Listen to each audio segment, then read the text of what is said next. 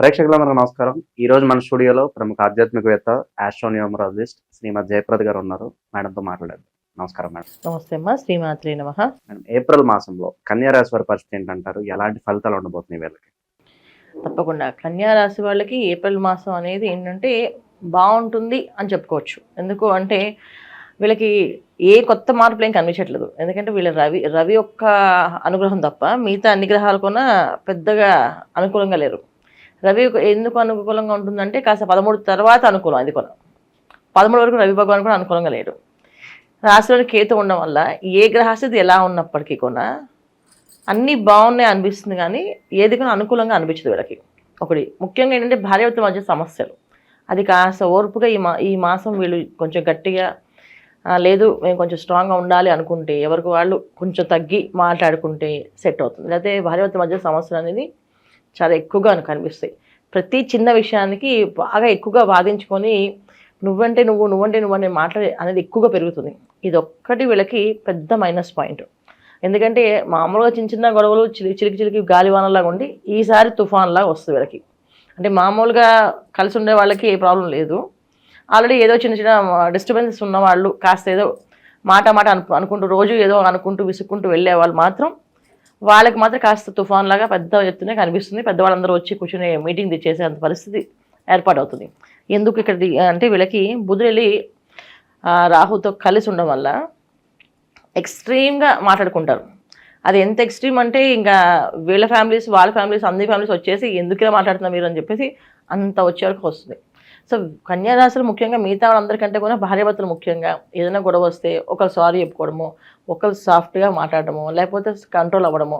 And కన్యారాశి కనుక ఈ మాసంలో అరుస్తారు కనుక సరే సైలెంట్గా ఉందాం అని వైఫ్ అనుకున్నా, అలాగే కొన్ని వైఫ్ ద్వారా అనుకున్న హస్బెండ్ అనుకున్నా ఎవరో ఒకరు కాంప్రమైజ్ అయితే ఎటువంటి ఇబ్బంది లేదు. లేకపోతే కాస్తంత ఇబ్బంది అనేది కొంచెం వికృతంగానే కనిపిస్తుంది. ఇది బ్రహ్మాండంగా ఏదో సెట్ అయిపోతుంది అనట్లేదు. ఎలాంటి డెసిషన్స్ తీసుకుంటారో కూడా చెప్పలేం. అలాంటి సిచ్యువేషన్స్ కన్యారాశి వాళ్ళకి భార్యాభర్తల మధ్యన మాత్రమే ఉంది. ఇంకా వ్యాపారస్తుల్లో పార్ట్నర్స్గా పనిచేసే వాళ్ళు కూడా ఫ్యామిలీస్ కలిసినప్పుడు పార్ట్నర్స్గా వీళ్ళు లావాదేవీలు కష్ట నష్టాల గురించి మాట్లాడుకోరు. ఏదైనా కుటుంబంలో ఏదైనా ఒక ఫంక్షన్లో కలిసినప్పుడు కుటుంబాలు మాట్లాడుకుంటే వాళ్ళ వల్ల మాటలు పెరిగి అక్కడ పెద్ద గొడవ అయ్యే అవకాశం ఉంది. అందుకని వీళ్ళు కొంచెం ఏంటంటే పార్టీలు కానీ ఫంక్షన్స్ కానీ ఫ్యామిలీస్తో వెళ్ళినప్పుడు కాస్త జాగ్రత్తగా ఉండడము, ఎక్కువ తక్కువ మాట్లాడుకోకుండా ఏదైనా అవసరమైతే అంతవరకే మాట్లాడి వచ్చేయడం అనేది చాలా ఉత్తమ మార్గం. అది ఎందుకంటే వెళ్ళేది వచ్చే మాసం అంతా పెళ్ళిళ్ళు ఫంక్షన్లు కార్యక్రమాలు, ఈ ఫంక్షన్ కార్యక్రమాల్లో ఏదో ఒక మాట పెడతాయి. ముఖ్యంగా పార్ట్నర్స్గా ఉండే వాళ్ళు మాత్రం కలిసి వెళ్ళడం, కలిసి రావడం ఫ్యామిలీస్తో చేయకుండా ఉండాలి. మిగతా వాళ్ళు ఓకే. ఎందుకంటే పార్ట్నర్స్గా వెళ్ళినప్పుడు ఎవరో ఒక ఈ వైఫ్ అయినా హస్బెండ్ అయినా ఎవరో ఒకరు మాట్లాడుకోవడం వల్ల అది మనస్పర్ధలుగా దారి తీసి పెద్ద పెద్ద గొడవలు తెచ్చుకునే అవకాశం ఉంది. బిజినెస్ నుంచి తప్పుకునే అవకాశం ఉంటుంది. ఫైనాన్షియల్ ప్రాబ్లమ్స్ అనేది అక్కడి నుంచి స్టార్ట్ అవుతుంది. సో ఎంత మంచి స్నేహితులైనా ప్రాణ స్నేహితులైనా కలిసి వ్యాపారం చేస్తున్నప్పుడు ఈ వ్యాపార విషయంలో కాస్త గొడవలు వస్తే వాళ్ళకి ఆ స్నేహం పోతుంది, డబ్బు పోతుంది, వ్యాపారం పోతుంది. పార్ట్నర్షిప్ జోలికి వెళ్ళకపోవడం మంచిది. పార్ట్నర్షిప్ జోలికి వెళ్ళకూడదు ఉన్నారు. ఒకవేళ పార్ట్నర్స్గా ఉన్న వాళ్ళు జాగ్రత్తగా ఫంక్షన్స్కి వారికి కలిసి వెళ్ళకూడదు. కలిసి ఫంక్షన్స్కి కలిసి యాత్రలకి కలిసి విహారయాత్రలకి వెళ్ళకుండా ఉండాలి. అది ఈ మాసం వీళ్ళు చేయాల్సిన ముఖ్యమైన జాగ్రత్త కన్యారాశి వాళ్ళు ఈ విషయం. ఇక ఉద్యోగస్తులకి సామాన్యంగా ఉంది. ఉద్యోగాల వాళ్ళకి ఇబ్బంది ఏం లేదు. వాళ్ళ ఉద్యోగం వాళ్ళకి ఖచ్చితంగా అలా ఉంటుంది. కొంతమందికి ఏంటంటే ఉద్యోగాలు మార్పు అనేది జరుగుతుంది. మంచి పోస్టులకు వెళ్ళే అవకాశము, మంచి అవకాశాలు వచ్చే అవకాశం కనిపిస్తుంది. విదేశాలకు వెళ్ళాలనుకునే వాళ్ళకు కూడా మంచి అనుకూలంగా ఉంది. ఇంకా వ్యాపారస్తులకి సొంత వ్యాపారం వాళ్ళ ఇండిపెండెంట్ వ్యాపారాలు అంటే వాళ్ళు నిర్వహించుకునే వ్యాపారాలన్నీ కూడా అనుకూలంగా ఉన్నాయి. పెద్ద పెద్ద వ్యాపార సంస్థల్లో అంత పెద్ద ప్రతికూలంగా అనిపించట్లేదు, నార్మల్గా వెళ్తుంది. అందులో కూడా కాస్తంత ఇబ్బంది ఏమిటంటే ఉద్యోగస్తులతో ఇబ్బంది ఉంది. కింద పనిచేసే వాళ్ళు కాస్త ఏదో ఒక మాట పెంచుకొని వాళ్ళు కొట్టుకొని ఆ సంస్థ పరువు తీసే అవకాశం ఉంటుంది. అదొక అవకాశం ఉంది. అందుకు జాగ్రత్త చూసుకొని సరిపోతుంది. ఏం చేస్తారు, స్టాఫ్ ఎలా ఉన్నారు, ఎలా చూస్తున్నారు అని ఒక కన్ను వేసి వాళ్ళ మీద జాగ్రత్తగా భద్రపరిస్తే, లేకపోతే మొత్తం ఆ సంస్థ పరువు అంతా ఈ వీళ్ళ వల్ల పోతుంది, ఎంప్లాయీస్ వల్ల. అదొకటి జరిగే అవకాశం, పెద్ద పెద్ద సంస్థలు జరిగే అవకాశం తప్ప మిగతా విషయంలో పెద్దగా నష్టపోయేది అయితే ఏం లేదు. వీళ్ళు కన్యారాశి వాళ్ళు అన్నీ బాగానే ఉన్నాయి. ఇక విద్యార్థుల విషయంలోకి వచ్చినప్పటికీ విద్య అనేది వీళ్ళకి రావాలి అంటే వీళ్ళు ఖచ్చితంగా కష్టపడి చదవాల్సిందే. లేకపోతే చాలామంది పుస్తకం తీస్తారు, ఫోన్ వస్తుంది, పుస్తకం తీస్తారు, ఫోన్ చూడాలనిపిస్తుంది, చదువుదాం అనుకుంటారు, మర్చిపోతుంటారు. ఇలాంటివి జరిగే అవకాశాలు చాలా ఎక్కువగా ఉన్నాయి కనుక విద్యార్థులు మాత్రం చాలా శ్రద్ధగా బాధ్యతగా చదివితే మాత్రం ఖచ్చితంగా పాస్ అవుతారు. ఇక ఆరోగ్యపరంగా ఎలా ఉండబోతుంది?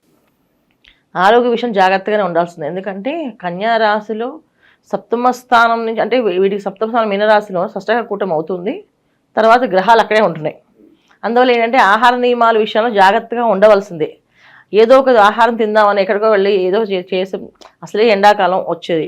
ఈ ఎండాకాలంలో వీళ్ళు ఇంకా ఎక్కువగా ఏదైనా తీసుకుంటే అనారోగ్య సమస్యలు అనేది ఎక్కువగా వస్తుంది కనుక ఆహార నియమాలు అందరూ పాటించాలి. కన్యా రాశి వాళ్ళే కాదు, అసలు ఏ రాశి వాళ్ళైనా ఆహార నియమాలు ఈ సంవత్సరం పాటిస్తేనే జాగ్రత్తగా ఉంటారు.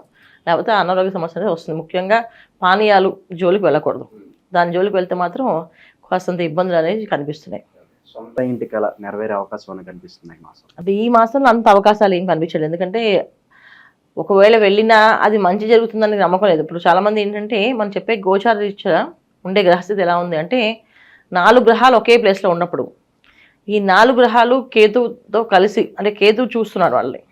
సో కేతుని వాళ్ళు అవి చూస్తున్నాయి. అందువల్ల ఏంటంటే ఏదైనా జరుగుతుంది అని అనుకునే మూమెంట్లో జరగచ్చు, జరగపోవచ్చు. ఒక్కోసారి ఆ జాతకంలో వాళ్ళకి యోగం నిజంగా బాగుంది అంటే ఖచ్చితంగా జరుగుతుంది. జాతకంలో వాళ్ళ దశలో యోగం లేదు అంటే అదేమవుతుందంటే జరిగినట్టు చూపిస్తూ మోసం చేసేసే అవకాశం ఉంటుంది. అంటే లోన్స్ వెళ్ళి ఆ లోన్స్ కట్టలేక పరిస్థితి రావడం. అదే ఎక్కువ చాలామంది ఏంటంటే 90% లోన్ వస్తే చాలా అనుకుంటే 100% లోన్ ఇస్తామని చెప్తారు బ్యాంక్ వాళ్ళు. అది ఇంకా అదృష్టంగా భావించి తీసుకుంటారు. 100% లోన్ అంటే ఎవ్రీ మంత్ మీటర్లో తిరిగిపోతుంది, కట్టాలి. ఆ కట్టే మూమెంట్లో వీళ్ళకి జాబు పోవచ్చు, అయితే ప్రమోషన్స్ అని చెప్పి ఇంకో ఆఫర్ లెటర్ అని చెప్పేసి వెళ్దాం అనుకుని దీన్ని వదిలేసే పరిస్థితి రావచ్చు, ఏదైనా జరగచ్చు. ఇలాంటివి జరిగినప్పుడు కాస్తంత ఇబ్బందులు అనేది ఎదుర్కోవాల్సి వస్తుంది. ఇంకా మంచి ఫలితాలు పొందడానికి మరి ఏమైనా రెమెడీస్ ఉంటే తెలియజేయండి మేడం. కన్యా రాశి. తప్పకుండా వీళ్ళు ఖచ్చితంగా చేస్తున్నారంటే గణపతి ఆరాధన, విష్ణు సహస్రనామాన్ని ఎక్కువగా చేసుకోవాలి. గణపతిని ఎక్కువగా కొలుస్తూ ఉండాలి, విష్ణు సహస్రనామాన్ని ఎక్కువగా చేస్తూ ఉండాలి. ఇంట్లో ఉన్నప్పుడు విష్ణు సహస్రనామాన్ని అలా వింటూ ఉండడము, చదవగలిగిన వాళ్ళు చదువుతూ ఉండడము. గణపతి పొద్దున్నే లేవగానే కాస్త ఏదోగా గణపతి అష్టోత్తరము లేదా షోడశ నామాలతో పూజ ఏదో చేసుకుని వెళ్ళాం. ఏమి చేయలేమంటే గణపతికి ఒక నమస్కారం చేసి దండం పెట్టుకుని బయటకు వెళ్ళచ్చు. ముఖ్యంగా విద్యార్థులు అయితే గణపతికి కొబ్బరి నూనెతో దీపారాధన చేసి, చాలామంది నువ్వుల నూనె ఆవు నెయ్యి అంటారు, విద్యార్థులు మాత్రం కొబ్బరి నూనెతో దీపారాధన చేయాలి. సో కొబ్బరి నూనెతో దీపారాధన చేసి స్వామివారికి అరటిపళ్ళు బెల్లం నైవేద్యం పెట్టి ఈ పరీక్షల్లో బాగా పాస్ అవ్వాలి స్వామిని దండం పెట్టుకుంటుంటే పనులు అవుతాయి.